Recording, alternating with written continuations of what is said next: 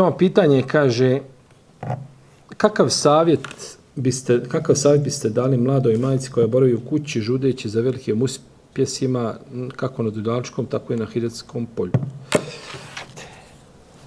Najveći uspjeh za ženu jeste da bude majka i da bude supruga.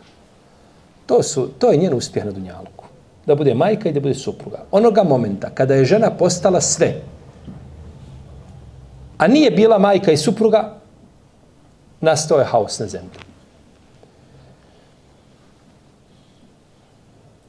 Naravno, i to sad kad stavite u nekakav kalup, ti nekakvih savremenih tokova, razmišljanja, poimanja, ali tako da žena treba biti u društvu kao muškarac, gdje se pojavi muškarac treba biti, ako je muškarac u kamionu, ona treba biti u kamionu. Ako je muškarac, ne znam, mora svugdje biti žena, obavezno. Jeli, to će biti nakaradno. Ne, nakaradno je suprotno tome. Nakaradno je, jeli, to upravo, a nije nakaradno ono što je suprotno tome. Žena treba da bude majka i da bude supruga. A muž treba da bude otac i treba da bude taj koji vodi porodicu.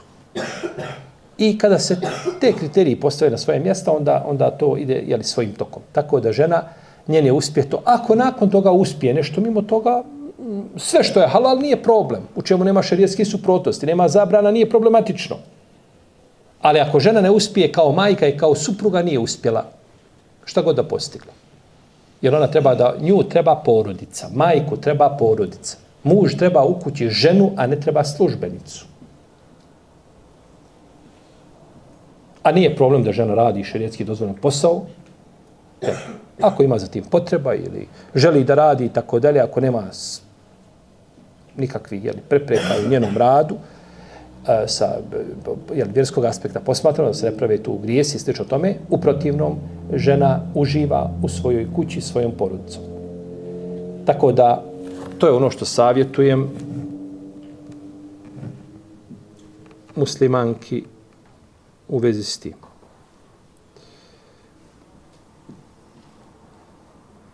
Ovdje imamo pitanja koje su privatne prirode, problemi nekakvi bračni, to se rješava, jeli, individualno. Šta znači, na šta se odnosi riječi rajna i unzurna, ja ih ledina mlulate kulu, rajna, okul unzurna osmeu.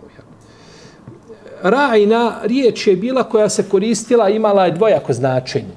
Muslimani su to koristili, rajna za riječ pogledaj nas, vidi nas, pripazi nas. A Jevreji su to koristili u pogrdnom smislu. Čak neki su kažu da je to koristilo koristilo se za onoga koje je krnjav u razumu. Jel? Imalo je pogrdno značenje, pa je uzvišeni Allah zabranio muslimanima da koriste riječ koja ima dvosmisleno značenje.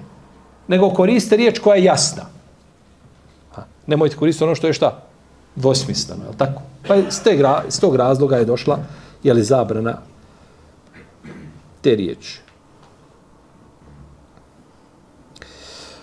Kako se određuje prednost između dvije osobe za predvođenje namaza? Osoba koja zna više Kur'ana na pamet, ali ne uči ispravno, ili osoba koja zna manje Kur'ana na pamet od ove prve osobe, ali ima bolji teđvid. Da li starost osobe igra ulogu u ovoj odluci ili je to nevažno? Po pitanju imameta najpreča je osoba da imam je onaj koji najviše zna Kur'ana. Kako kaže poslanik, predvodi ljude u namazu onaj koji najviše zna. Tako je došla riječ akra'uhum, koji je najvještiji u učenju. Ulema kažu to je hafiz Kur'ana, odnosno to je čovjek koji najviše zna Kur'ana. Ima neki koji tumače da je to čovjek koji najbolje poznaje šerijatske propise. I ako bi došla dvojica, čovjek zna jedan Kur'an, drugi zna pola Kur'ana ili manje od toga, ovaj drugi ima bolji teđvid od prvog, od hafiza, hafiz će predvoditi. Teđvid nije od krucijalnog značaja.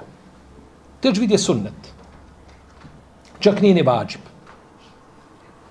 Ali ja ne mogu pojmiti nikako da može biti hafiz Kur'ana i da ne zna teđvid. To je unikat. Ako takav ima, treba ga nagraditi. On je uspio nešto što drugi nisu uspjeli nikako. Jel? On je, stvarno je, jel? Nema drugog primjerka, to je jedan. Ili da je toliko bolji od njega, teško je to za pretpostaviti. Šta je ovdje problem? Jeste ishodište harfova, da čovjek uči pogrešno, ne zna izgovarati arapske harfove. Pa uči pogrešno, uči onako latiničnim učenjem, kao kod nas na latinici uči. Ako se tako može kazati. To je drugo nešto. Teđvid kao teđvid daje se prednost hafizu. Da li imaju godine u tome prednost? Da li imaju godine? Igraju ulogu godine. Jer je došlo da predvodi ljude koje je najučeniji u Allahovoj knjizi. Jel? Kako je došlo prema prethodnom tumačenju. Pa je došlo, kažu, potom ako su isti, kaže onda koji je prije hidžu učinio. Pa ako su isti, koji je prije islam primio. Pa ako su isti, onda stariji. Kad su u svemu isti i onda dođemo ovaj stariji za 3 godine, on je preči. Ali nije preči on odmah na početku, na startu je odmah on preči zato što je stariji. Nije tako. Pa imaju, znači, uloge godinu, ali to je kada, svugdje su isti, kada mi pretpostavili hipotetički da imaju dvojica, sve isto naučili, iz tog momenta ušli u islam, zajedno hidžu obavili, i onda dođu koje, kaže, ovaj stariji za 15 dana od njega. To je nešto, što je mjerodavno u tom, u protivnom, ne počinje se od godina, od starosne dobe. To govorimo ko je preči, a ne smeta da mi pustimo i mlađe i da predvodi i starijeg, i gosta, i 5. i 10. Mi govorimo ko je preči da predvodi džemat tamo gdje šta. Ko će mi kazati? Tamo gdje šta je pitanje. Ikad čuta, nema šta? Nema imama. Nema stalnog imama, tako je. Nema imama stalnog. To je po džamije nekako isto pijacama ili negdje. Ili imam došao i nema nikoga, nije ostavio on zamjenu. Nije on nikoga imenovao da ga zamijeni, nije ništa. Nema, pa tu dođe, protiv gdje imam, to je njegovo ekskluzivno pravo. Jedino mjesto u džamiji koje je rezervirano, koje smije rezervirati je to mjesto. U mihrabu.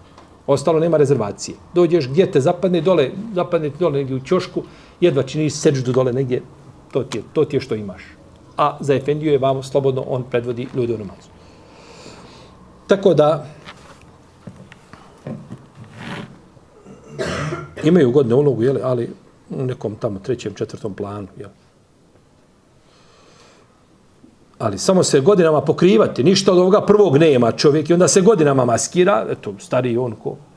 Ili ovaj prije počeo klanjati prije ovoga, ili ovaj se prije...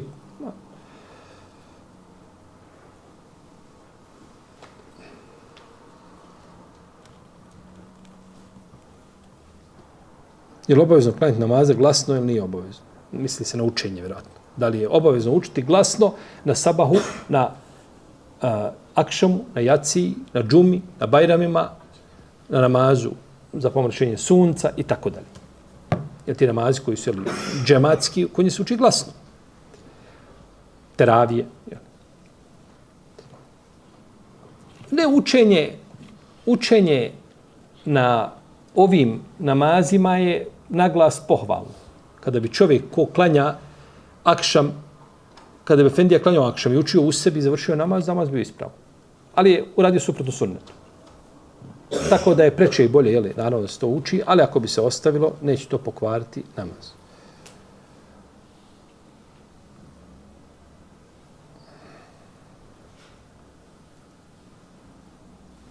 Kako da reaguje sestra ako su roditelji protiv hidžaba? Znači, taj problem je vidan, jer je skupina pitanja došla vezano za to. Je li dozvoljeno nositi prsten na kome piše Muhammed Rasulullah? Znači, imaš prsten, piše na njemu šta? Muhammed Rasul Allah. Je li dozvoljeno taj prsten nositi? Jeste. Nije to problematično. Kad je čovjek prsten na kojem piše Muhammed Rasulullah, nije problem. Zabrana je došla koja je bila ranije vezana za to da ne bi bilo tu nesporazum nekakav se ne bi desio. To je poslanik imao prsten za posebne potrebe i tako dalje. Nakon smrti poslanika nije problem da čovjek stavi. Ali ostaje problem ulaska u toalet sa tim, kada čovjek ulazi, jel tako, poslanik imao prsten, navodi se u jednom hadisu da bi okretao prsten ovako unutra, da se ne vidi kada uđe u toalet. A taj hadis je daif, taj hadis nije ispravan. Treba ga skinuti. To je opterećenje. Preče je da se to ne čini. Međutim, ako neko ima taj prsten stavio, meni je čovjek poklonio takav prsten. Piše na njemu tako i traži da ga nosi. To je njemu ostalo od babe. A ja ga nisam nikad stavio. Nije isključeno da ga neću nekad staviti, ali upravo malo nalaziš se ponekad na mjestu gdje ne priliči da ulaziš s tim prstom. Ali ne možemo kazati da je zabranjeno. To kada čovjek stavi, ne možemo kazati da je zabranjeno. Nema zabrane, te trajne zabrane, niti je to i čim u suprotnost sa din islama. Ja. Tako da ne bi smetalo ako čovjek nosio taj prsten, nije problem, našto ako ga ima i voli da ga nosi i slično tome, neka sam pazi kada ulazi na mjesta gdje ne priliči da bude nešto natpisa. Jel? Kako? Jedno pitanje, kako postupati kada žena odbija uvijek moju rodbinu i ne želi kod moje rodbine da ide, a ja uvijek idem kod njene rodbine i uvijek sam spreman za njenu rodbinu.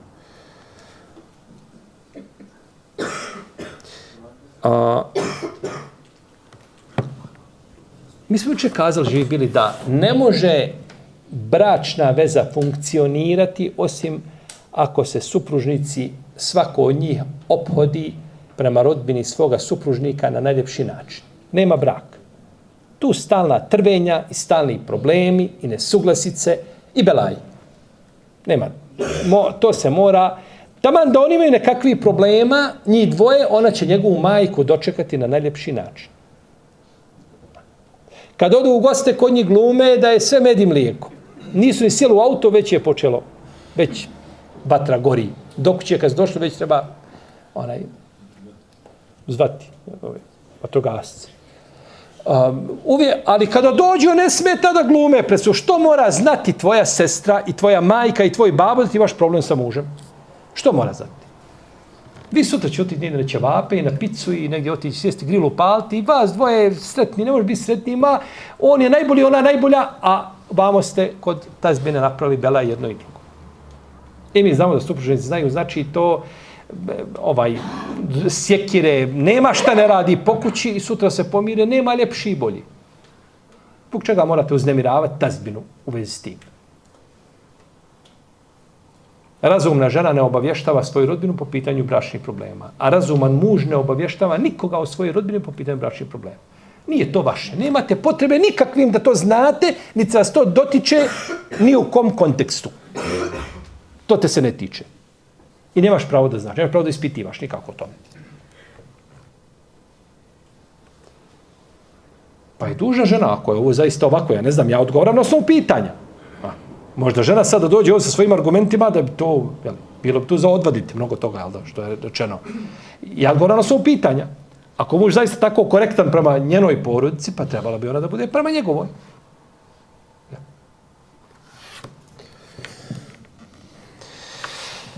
To je ono što nam je stiglo od pitanja i mi ćemo ovim završiti naše druženje, jeli? Molit svešnjeg gospodara za ođel da nas uputi na ono što je najispravnije, da nas učvrsti na din islamu, da sačuva iskušenja koja ne bismo mogli podnijeti njegovom putu, da nas uvede u džennet sa našim poslanikom, sa osrame dobrim, iskrenim i šehidima, a divstvenim društvom. Allahu te ala, sallallahu ala nabina Muhammed, wa ala alihi wa sahbihi.